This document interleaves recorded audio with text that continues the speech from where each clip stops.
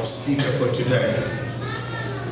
Dr. Joseph is a powerful, evocative preacher, one of the ablest administrators in our church, and a beloved pastor.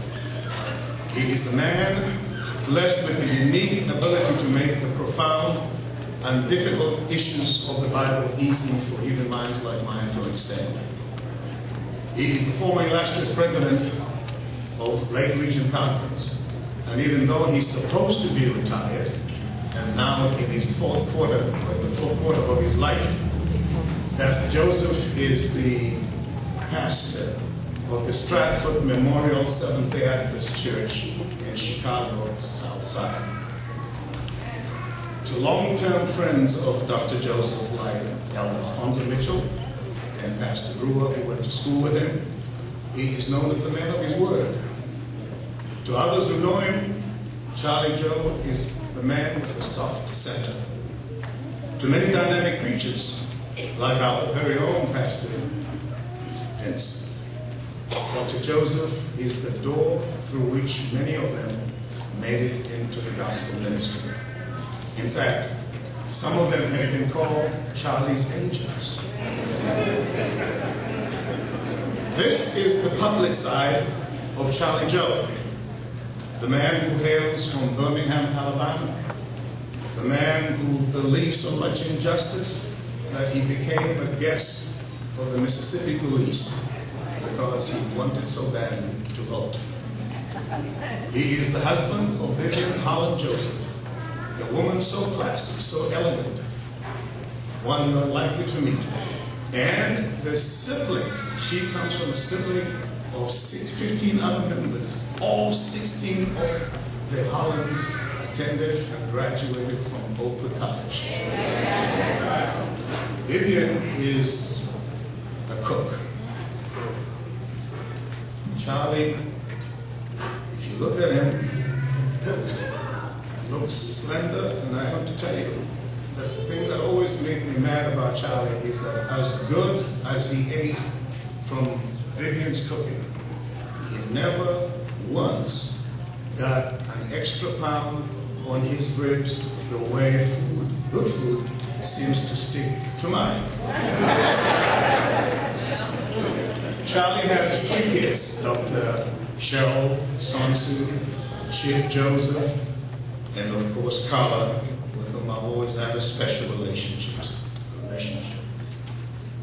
What recommends me, I guess, unlike most people, and I had this conversation with my pastor, was that unlike most people who know Pastor Joseph, I had the distinction of living with the Josephs when I arrived in the United States from England almost 30 years ago. They treated me like a member of the family.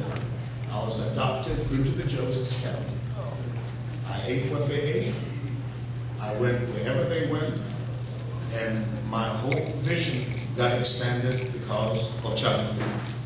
He has been there for me. When my first wife was expecting died, before she died, brother, it was Charles who married me. In fact, it was Charles and Pastor Walter Pearson, his brother-in-law, who married me. And when she passed 3 years later, it was Charlie Joe who conducted the funeral. Charles means well, he loves people. If only you give him your prayed ear, I guarantee you it'll be something you won't forget. After the senior choir has sung, the next voice you will hear will be that of Charles David Joseph. I beg that you listen to him. I don't possess houses or land, fine clothes or jewelry, sorrows and care in this old world. My lot seems to be, but I have a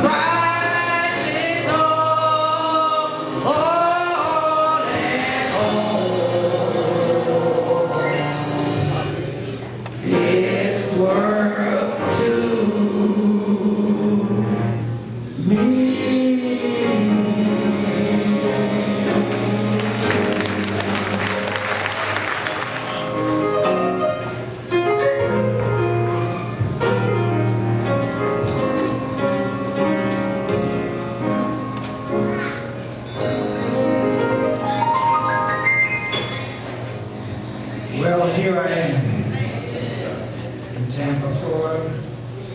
I'm looking in the face of Alfonso Mitchell, who is older than I am. And really, I'm wondering what happened to us even though we were supposed to be senior citizens. I've always seen myself as ageless, but it doesn't work. And when your pastor, Pat, called me and asked me to come, I would much rather come for Youth Day. I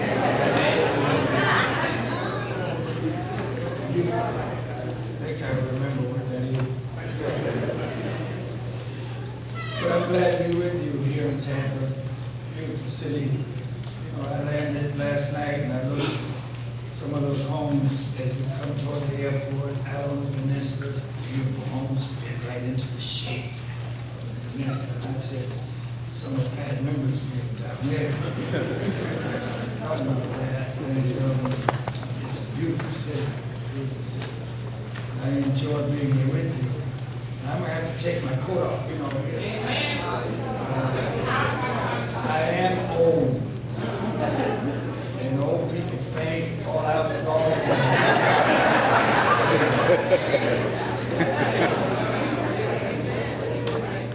So appreciate that. You get to, we don't know what happened. I start talking in riddles. Come up and say the doctor as soon as you hear me go off key. But let me say this about your pastor.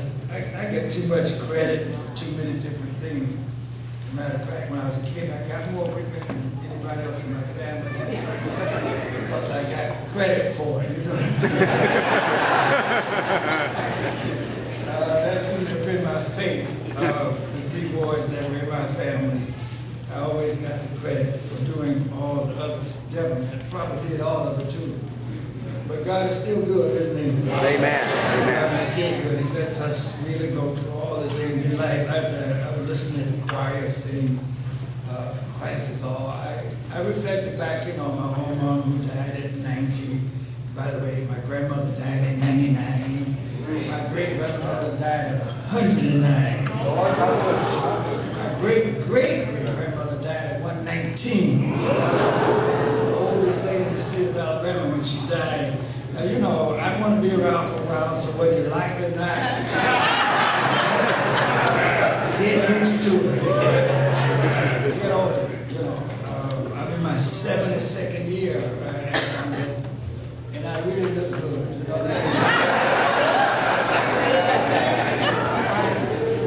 I was real proud of myself, but until January, July 30th was my birthday. And my license expired. And I live really outside of Chicago, in the southwest suburb. You go to get your license in the city, there's a lot of us there, you know, and us getting those long lines. I said to my wife, I'm going out to the state office that's out, like in the country, and I can get served quicker. And I went out, I was standing in line, and the state trooper who's in charge of the licensing bureau came up and took me by the arm. I said, oh, Lord, what in the I guess they said, we finally caught you. But he said, pardon me, sir. He said, you can go up to this line. Great big old sign said senior. Like, that hurt my feelings.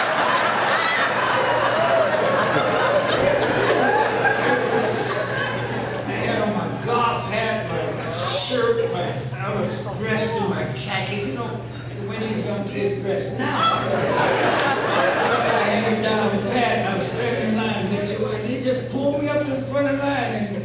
And then what really hurts your feeling is when the people behind the counter, you know, the counter said, can I help you, sweetie?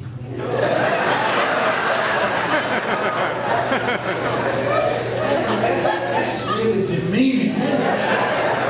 Sweetie, you know, they're not flirting or anything. They're just saying, you're not going to be here long.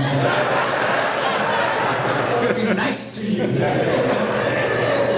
It was something. I had to come back and tell my wife, you know, I said, this thing is getting tough.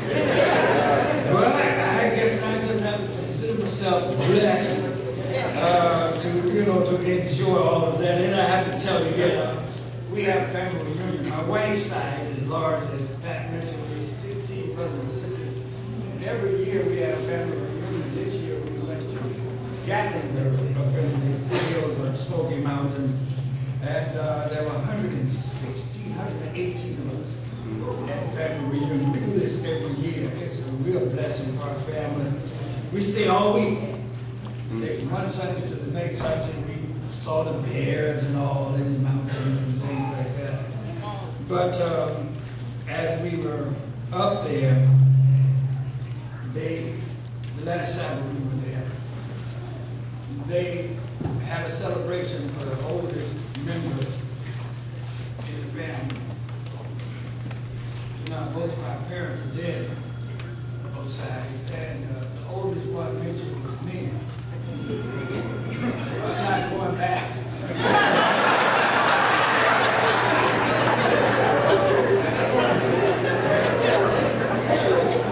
I get insulted in so many different ways, you know, all kinds of ways.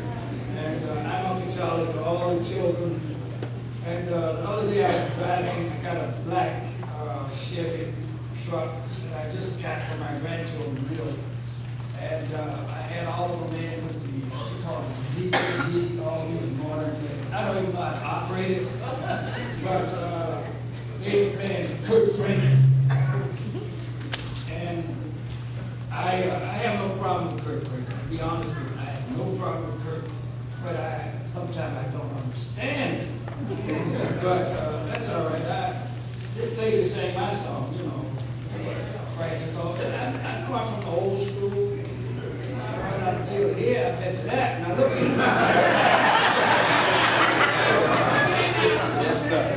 But they prayed Kurt Franklin, and it was funny because my oldest granddaughter, 16 years old, she was, they finally, as we got close to home, Kurt Franklin went off, and they all called me Daddy. So she said, Daddy, now you can play your music. I said, now I'm separated from my own family. This thing getting big, but you know what? I'm still going on. I'm not going to quit. I'm going to make 100. It didn't last in my introduction. I do have one aunt down in the state of Alabama. She was proud little rascal. She's going to be 100 years old. This coming March. And she is quite healthy, and I hope the Lord blesses her to live to March. But we're going to have a celebration down in Tuskegee, Alabama. That's where really I was born at the Air Force Base down there. Dad was in the Air Force in World War II. It's going to be quite an occasion to go down. She called me the other day. She's quite really tall. So Charles, you haven't called me lately, so I thought I would call you. So I called her sister. I said, what is it, sister? She said, I'm coming up 100 years old, boy. She thought I might call me boy. Y'all can't call me boy. She said, I'm looking for you to be here. I'll be 100 years old in March. She was the first African-American commissioner in the state of Alabama. She is the first African-American female in the Alabama Hall of Fame, voted in by George Wallace himself. So I guess it's all right to get old, you know what I mean? All right. That's what I'm trying to tell you all. Yes, sir. Yes, sir. But if I can use bad English, it's more better to be young. More better. More better. But we can't always stay that way. So one day when I come back, Pat, you'll have to say by and by when the morning comes. Right? We'll all be young then, won't we? Yes, sir. Yes, we'll all be young. Yes. Last but not least, you do have a lovely pastor. I did meet him in Nashville, walking around, talking, seemed to be quite educated. Seemed to be really quite intelligent. I was impressed when I first talked to him, standing outside of my church. And we've always felt that it was not our special mission. But my wife and I both, I wish she could have come, but she got the grandchildren at home, so I bequeathed it unto her.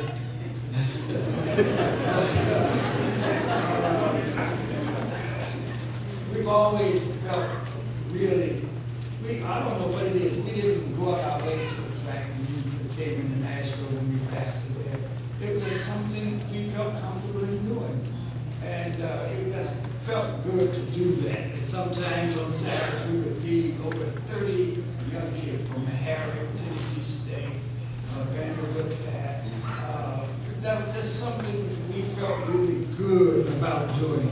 And as time has gone on, I see these folk that are adults now, and it is really fulfilling to come back and see them from time to time, including Pat and Mark, who showed up from London, from South Africa, through London, landed in Chicago. And I said to Vivian, we got to take care of him. And we drew Mark into our home for a long time.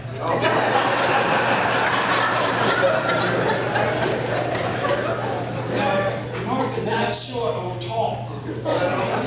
So for almost a year, we learned a lot from Mark through his talking. At least he thought we were learning because he kept talking.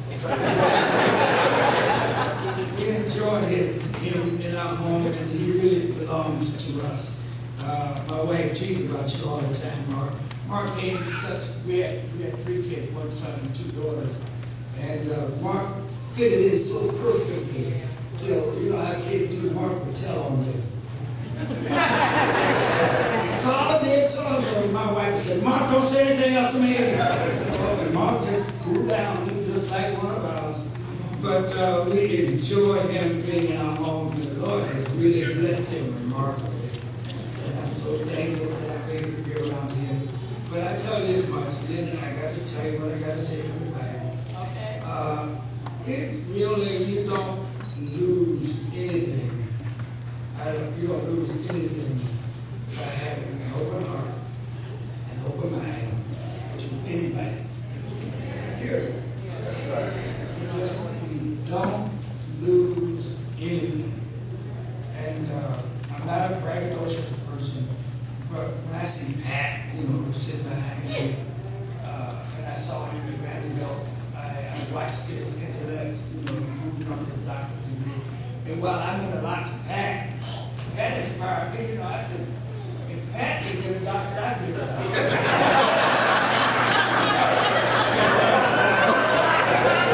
Anybody get a doctorate?